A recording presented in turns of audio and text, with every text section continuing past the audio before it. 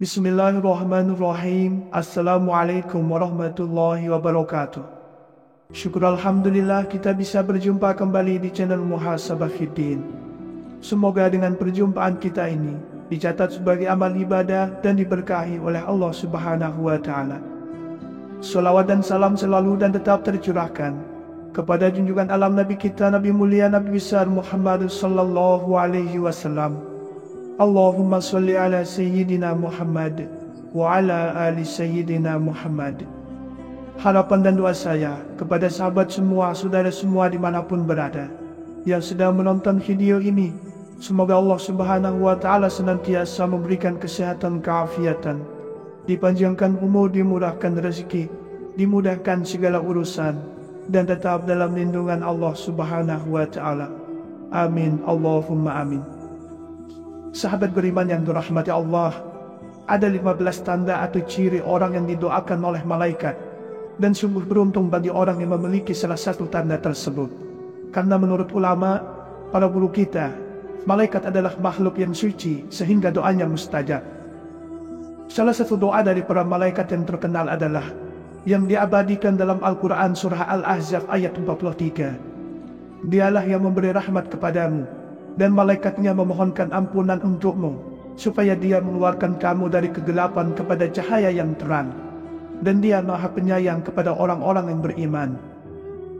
Doa dari para malaikat ini ditujukan untuk orang-orang yang taat dan patuh menjalankan perintah Allah, sehingga dengan doa mereka, maka doa-doa dari hambanya yang soleh tersebut lebih mudah diijabah oleh Allah Ta'ala. Lantas, apakah ada tanda-tanda atau ciri-ciri orang yang didoakan oleh para malaikat tersebut?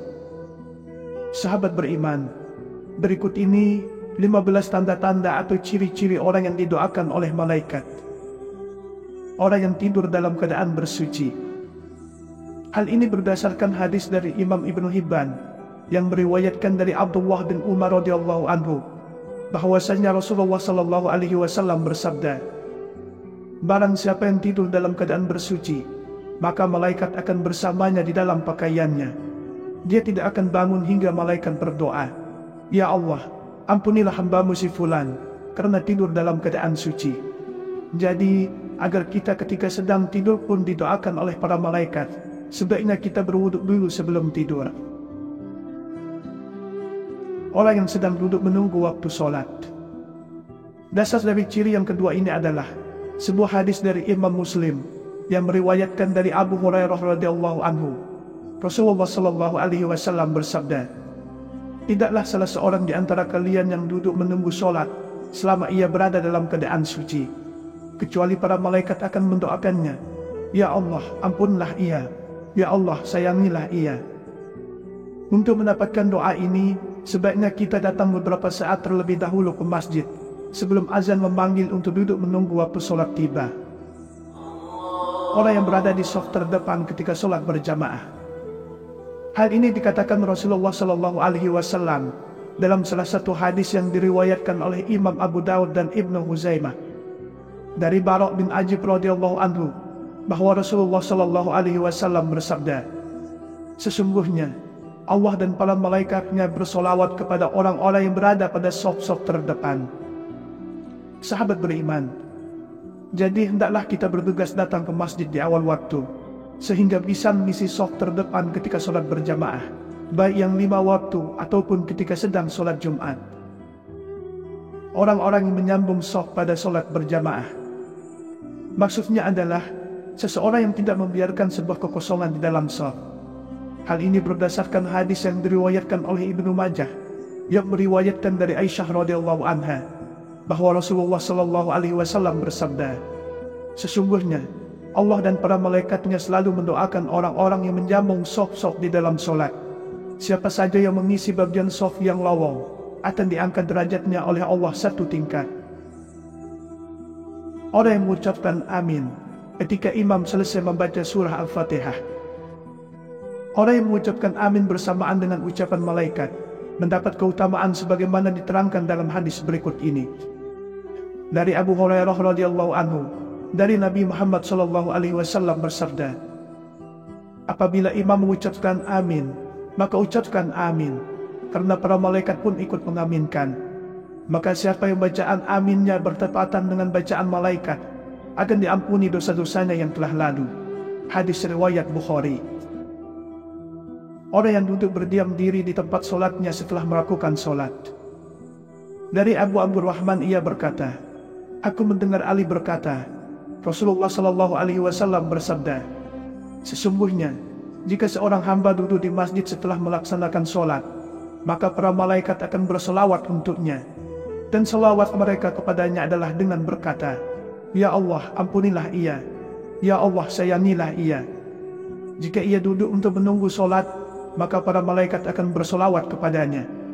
Selawat mereka kepadanya adalah dengan berdoa, ya Allah ampunilah ia, ya Allah sayangilah ia. Hadis riwayat Imam Ahmad. Berdasarkan hadis ini, jika sewaktu-waktu kita memang sedang luang, sebaiknya tidak tergesa-gesa untuk meninggalkan tempat solat, agar didoakan oleh para malaikat. Orang yang solat berjamaah di waktu subuh dan asar. Mereka yang rajin solat berjamaah, terutama di waktu subuh dan asar, juga termasuk dalam golongan orang yang didoakan oleh malaikat. Hal ini berdasarkan hadis yang diriwayatkan oleh Abu Hurairah radhiyallahu anhu. Rasulullah Shallallahu Alaihi Wasallam bersabda, malaikat bergantian melihat kalian pada siang dan malam. Para malaikat itu bertemu di solat subuh dan solat asar. Kemudian yang bermalam dengan kalian naik ke langit dan ditanya oleh roh mereka, dan dia lebih tahu keadaan hamba-hambanya. Bagaimana kondisi hamba-hambaku ketika kalian tinggalkan? Para malaikat menjawab, kami meninggalkan mereka dalam keadaan solat, dan kami mendatangi mereka dalam keadaan solat. Hadis riwayat Bukhari dan Muslim. Dalam riwayat lain disebutkan, ketika Allah bertanya kepada mereka, bagaimana kalian meninggalkan hambaku? Para malaikat menjawab, kami datang sedangkan mereka sedang melakukan solat, dan kami tinggalkan mereka sedangkan mereka sedang melakukan solat. Maka ampunilah mereka pada hari kiamat. Hadis riwayat Imam Ahmad. Orang yang mendoakan saudaranya tanpa sepengetahuan orang yang didoakan. Rasulullah Shallallahu Alaihi Wasallam bersabda, doa seorang muslim untuk saudaranya yang dilakukan tanpa sepengetahuan orang yang didoakannya adalah doa yang akan dikabulkan. Pada kepalanya ada seorang malaikat yang menjadi wakil baginya.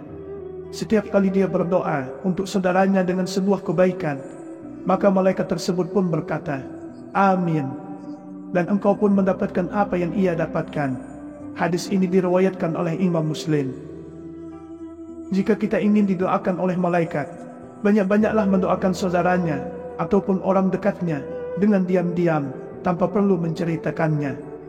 Perbuatan ini insya Allah akan mengundang doa dari para malaikat. Orang-orang yang bersedekah di pagi hari. Orang-orang yang sedang bersedekah secara rutin di pagi hari, termasuk dalam mereka yang didoakan oleh malaikat. Dari Abu Hurairah radhiyallahu anhu, Rasulullah Shallallahu Alaihi Wasallam bersabda, ketika seorang hamba berada di pagi hari, ada dua malaikat yang turun dan berdoa, ya Allah, berikanlah ganti yang suka berinfak. Malaikat yang lain berdoa, ya Allah, berikanlah kebangkrutan bagi yang enggan bersedekah. Hadis riwayat Bukhari dan Muslim. Orang yang sedang makan sahur. Dari Abdullah bin Umar radhiyallahu anhu, Rasulullah Shallallahu Alaihi Wasallam bersabda, sesungguhnya Allah dan para malaikatnya berselawat kepada orang-orang yang sedang makan sahur. Hadis riwayat Imam Ibnu Hibban dan Imam At-Tabrani. Itulah sebabnya makan sahur sebaiknya ditempatkan bagi orang yang memiliki niat untuk berpuasa keesokan harinya, agar juga mendapatkan doa dari para malaikat. Orang yang sedang menjenguk orang sakit. Menjenguk orang yang sedang sakit adalah salah satu perbuatan mulia yang dianjurkan oleh agama kita. Bahkan para malaikat pun menyukai orang yang melakukan hal ini sampai mendoakannya. Hal ini sebagaimana yang disampaikan dalam sebuah hadis yang diriwayatkan oleh Imam Ali bin Abi Thalib, bahwa Rasulullah Shallallahu Alaihi Wasallam bersabda, tidaklah seorang mukmin menjenguk saudaranya kecuali Allah akan mengutus 70.000 malaikat untuknya yang akan bersolawat kepadanya di waktu siang kapan saja hingga sore, dan di waktu malam kapan saja hingga subuh. Hadis riwayat Ahmad. Orang yang sedang mengajarkan kebaikan kepada orang lain. Dari Abu Umamah Al-Bahili radhiyallahu anhu, Rasulullah Shallallahu Alaihi Wasallam bersabda, Sesungguhnya Allah, para malaikatnya, penduduk langit dan bumi, hingga semut-semut yang ada di lubangnya, hingga ikan-ikan benar-benar semuanya bersolawat, memintakan ampun untuk orang-orang yang mengajari kebaikan kepada manusia. Hadis riwayat Tirmizi. Maka jika ada sedikit ilmu kepada kita, jangan enggan untuk berbagi kepada mereka yang belum paham atau mengerti, karena bisa jadi sebab perbuatan itu para malaikat pun berdoa untuk kita. Orang yang bersolawat kepada Nabi Muhammad sallallahu alaihi wasallam. Orang yang bersolawat kepada Nabi sallallahu alaihi wasallam termasuk mereka yang didoakan malaikat. Imam Ahmad dari Abdullah bin Amr radhiyallahu anhu, ia berkata, barang siapa yang bersolawat kepada Rasulullah sallallahu alaihi wasallam sekali saja, maka Allah dan para malaikatnya akan bersolawat kepadanya sebanyak 70 solawat. Maka sedikitkanlah atau perbanyaklah seorang hamba dalam membacanya. Orang yang bersiwak ketika hendak sholat dan membaca Al-Quran. Bersiwak selain bermanfaat untuk membersihkan gigi dan mulut, juga mendatangkan keridhaan Allah. Para malaikat juga menyukai mereka yang bersiwak. Dari Imam Ali bin Abi Thalib radhiyallahu anhu, Rasulullah sallallahu alaihi wasallam bersabda, seorang hamba apabila bersiwak kemudian berdiri sholat, maka ada malaikat berdiri di belakangnya dan mendekat sampai meletakkan mulutnya di atas mulut hamba itu, sehingga tidaklah dia membaca satu ayat pun kecuali berada di rongga malaikat. Maka sucikanlah mulut kalian untuk membaca Al-Quran. Orang yang menghatamkan Al-Quran.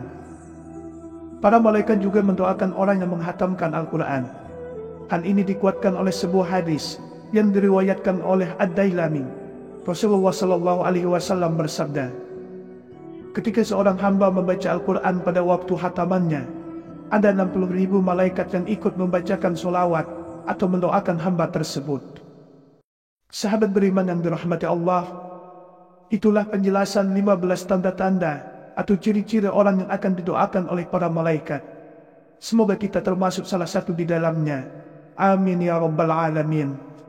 Wallahu a'lam. Wassalamualaikum warahmatullahi wabarakatuh.